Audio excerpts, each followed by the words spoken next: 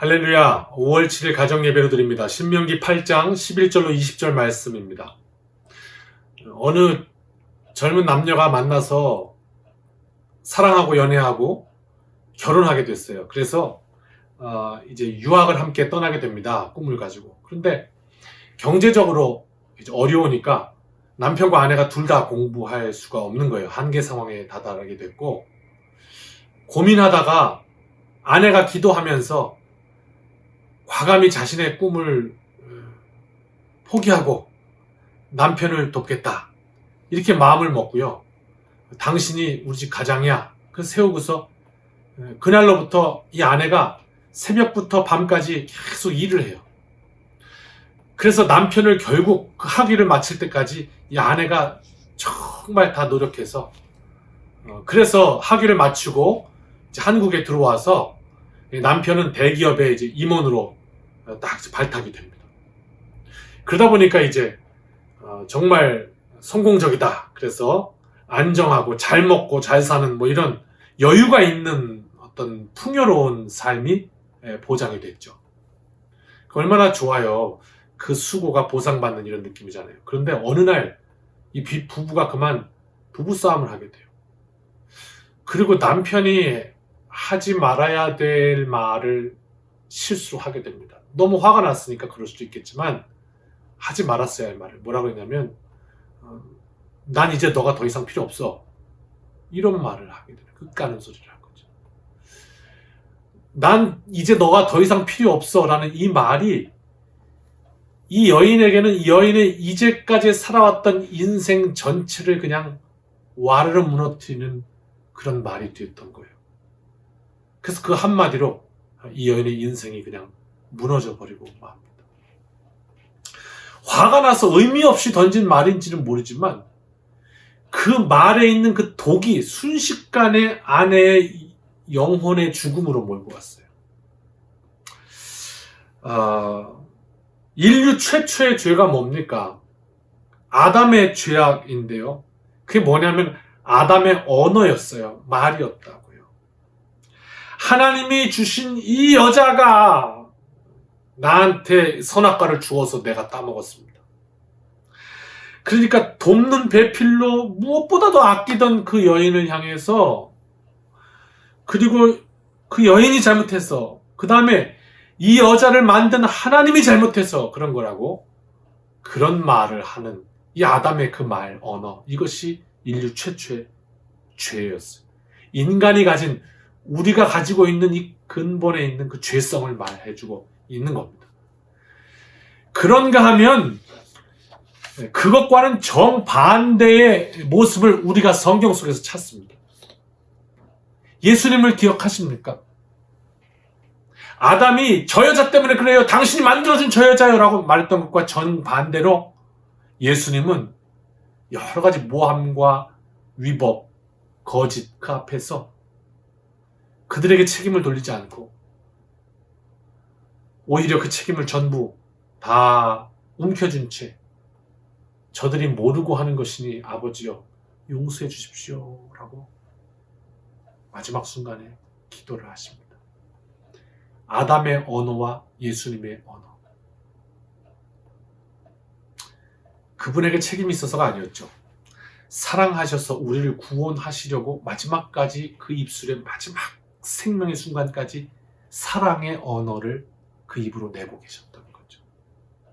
이게 구원이죠. 이렇게 말은 중요합니다. 구원이라는 것을 또 다르게 표현한다면 아담에게서부터 나왔던 죄의 언어가 예수님에게서 사랑의 언어로 바뀐 것, 이것이 구원이구나 하는 것을 깨닫게 되죠. 오늘 1절, 11절 말씀입니다. 첫 시작이 이렇게 말씀해요. 내가 오늘 네게 명하는 여호와의 명령과 법도와 규례를 지키지 아니하고 내 하나님 여호와를 잊어버리지 않도록 삼갈지어다, 이렇게 말씀합니다. 그러니까 하나님이 말씀하시길 뭐라고 그러시냐면 나를 잊지 말기를 바란다, 이렇게 말씀하시는 거죠. 어떤 아버지가요, 돌아가시면서 유언을 남겼어요. 자식들 놓고, 얘들아, 내가 이 땅을 떠난 후에 매년 추도식은 꼭 해다오. 이렇게 유언을 남기고 돌아가셔요. 아버지의 속마음이 뭔지 아시겠죠?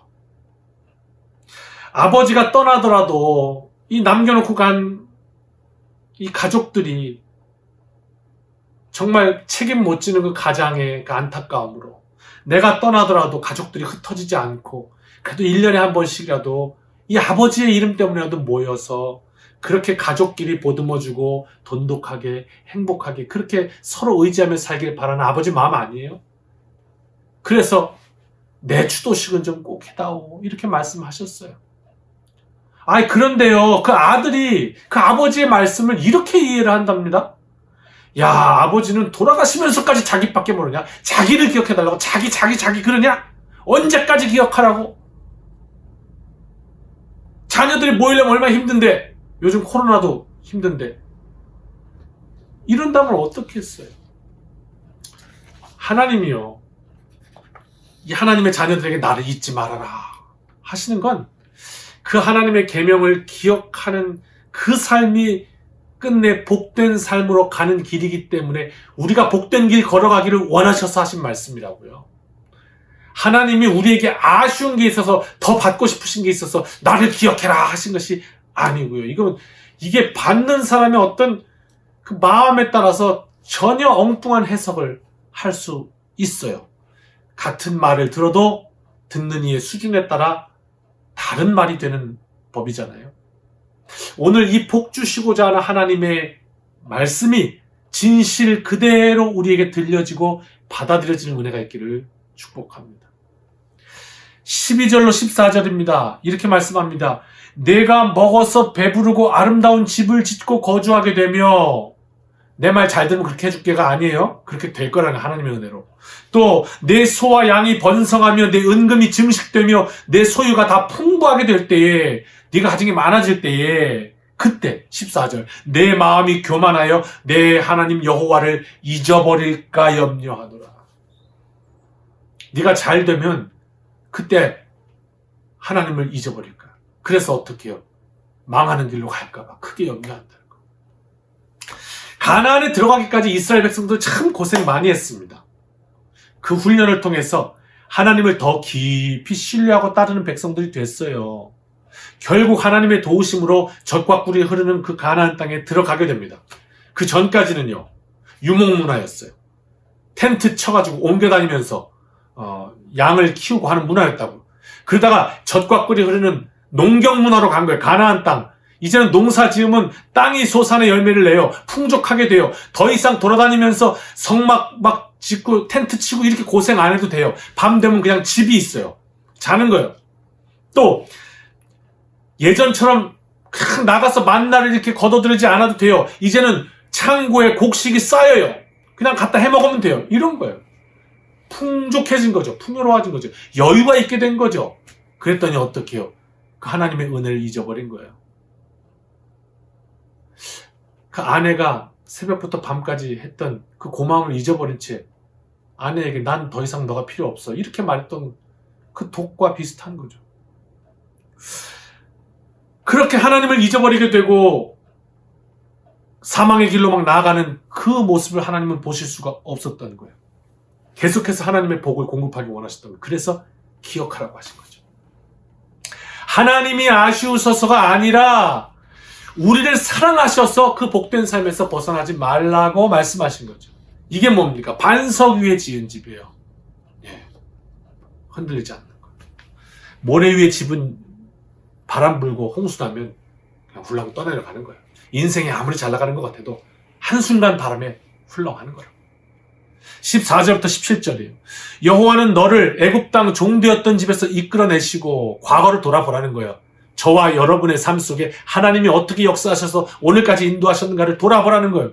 너를 인도하여 그 광대하고 위험한 광야 곧 불뱀과 전갈이 있고 물이 없는 간조한 땅을 지나게 하셨으며 또 너를 위하여 단단한 반석에서 물을 내셨고 필요할 때마다 공급하셨고 내 조상들도 알지 못하던 만나를 광야에서 내게 먹이셨나니 이는 다 너를 낮추시며 너를 시험하사 마침내 내게 복을 주려 하심이니라. 그러나 내가 마음에 이르기를 내 능력과 내 손의 힘으로 내가 이 재물을 얻었다 할까 하노라. 풍족하게 되면 가나안에 들어가면 인간이 왜 그런지 몰라요. 그죠? 뭐 검은 머리 짐승 거두는 게 아니라 뭐 이런 말들 왜 다 그럴까요? 참 왜 그럴까요? 이게 이제 그렇게 부유하게 되면 다 잊어버린단 말이에요. 인간이 왜 그런지 모르지만 토끼와 거북이 얘기 아시죠? 이게 적당히 레이스를 막 했다면 아마 좋을 새가 없어요. 그죠? 계속 열심히 다녔을 거예요. 그런데 풍족하게 되고 풍요하게 되고 여유가 생겨버리니까 그만 과신하게 되죠. 자잖아요. 나태해지는 거예요. 하나님 의지하던 손을 이젠 필요 없어. 내가 할 수 있어. 놔버리는 거예요. 하나님은 그거 원치 않으시는 거예요. 왜? 그건 망하는 길이니까요. 우리로 정신 차리게. 그래서 내 인생에 하나님이 하신 일을 기억하는 거. 내 조상을 광야에서 만나와 메추라기로 반석에서 물을 내며 이렇게 인도했던 걸 기억하라 말씀하시는 거. 너의 과거에 하나님이 어떻게 너를 도우시고 인도하셨는지 기억하라 하신 거. 이게 우리 인생의 유익이기 때문에 그래요. 하나님이 뭘 받으시려고 그런 게 아니고. 그렇죠? 그 다음 말씀은요. 미리 말씀드리지만 하나님이 우리를 협박하시는 게 아니에요. 강조하시는 거예요. 말씀을 듣는 귀가 더 중요하죠. 어떤 말씀이요? 읽어드릴게요. 내가 만일 내 하나님 여호와를 잊어버리고 다른 신들을 따라 그들을 섬기며 그들에게 절하면 내가 너희에게 증거하노니 너희가 반드시 멸망할 거라. 세상의 재물, 만몬의 신, 또 명예와 권력, 하나님을 잊어버리고 그 길은 망하는 길이다. 이렇게 반드시 멸망할 것이라. 또 20절 여호와께서 너희 앞에 멸망시키신 민족들 같이 너희도 멸망하리니 이는 너희가 너희 하나님 여호와의 소리를 청종하지 아니함이니라. 하나님 말씀 안 들으면 이제껏 그렇게 하다가 망한 민족 많이 봤지. 그렇게 될 수밖에 없어. 이렇게 말씀하시는 거예요. 이게 무슨 말씀이냐면요. 너 멸망할 거야. 이렇게 들리면 기분 나쁩니까? 관계의 문제입니다. 무슨 얘기냐면요. 우리가 어떤 안 좋은 얘기를 들을 때 생뚱맞게 처음 보는 이가 갑자기 나한테 오더니 너 그렇게 살면 멸망해. 그러면 기분 나쁘겠죠. 진짜 기분 나쁠 것 같아요. 그래서 예전에 예수, 천국, 불신, 지옥. 근데 불신, 지옥 할 때 꼭 사람 얼굴 보면서 불신, 지옥 막 이런단 말이에요. 그 기분 좋았을까요? 제가 뭐 틀린 말 했습니까? 그건 아니에요. 맞는 말이지만 진리지만 관계. 상담에서도 얘기하잖아요. 상담자와 이 상담한 사람이 관계가 형성돼야 조언을 해줘도 그게 이제 마음으로 와닿는 거지. 아무 관계가 아니면 좋은 말을 해줘도 전혀 받아들여지지가 않아요. 관계. 그러니까 내가 틀린 말 했어. 예수, 천국, 불신지옥 막 이러면 이게 관계가 형성이 안 됐는데 처음 보는 사람이 그런 말 하면 불신지옥밖에 안 들리죠. 너 지옥에 나가라. 멸망해라. 이렇게 들리니까. 그런 거 화나는 거죠. 그러나 나를 나보다 더 사랑하는 이가 나에게 조언을 한다면 상황이 완전히 바뀝니다. 너 그렇게 하면 멸망해 라는 이 말 자체도 나를 얼마나 사랑하면 멸망하는 거 원치 않아서 저럴까 이렇게 받아들여지게 되는 거예요. 관계에 따라 다른 거예요. 하나님의 말씀이 하나님과의 깊은 관계 속에 있으면 이 한 말씀 한 말씀이 다 은혜가 되기 마련이에요. 너 그리로 가면 멸망한다. 이 말씀하신 분은 우리를 멸망치 않게 하시려고 목숨을 주신 분이에요. 한번 생각해 보자고. 멸망케 하지 않으시려고 목숨을 주신 분이 우리를 멸망하기 원하실까요? 아니란 말이에요. 멸망할까 염려하노라. 강조란 말이에요. 강조. 오늘 이 말씀은 오늘 내가 멸망의 길로 가지 않기를 너무 간절히 바라시는 하나님의 마음이구나. 그 사랑의 마음을 우리가 읽어낸다면 우리는 이 하나님의 모든 말씀을 이 혼내심까지도 사랑의 마음이어서 우리 기분이 언짢은 것이 아니라 이것조차도 우리에게 큰 용기가 될 수 있습니다. 가끔씩 저를 혼내시던 아버지가 그립습니다. 왜일까요? 그 혼내시는 아버지의 사랑의 마음이 그립기 때문입니다. 오늘 말씀 부여잡고 하나님의 사랑 안에서 승리하시기를 축원합니다. 기도하겠습니다. 하나님, 오늘도 말씀으로 붙드시고 우리 모든 성도님들 그 가운데 승리하도록 인도하여 주옵소서. 예수님의 이름으로 기도합니다. 아멘. 할렐루야.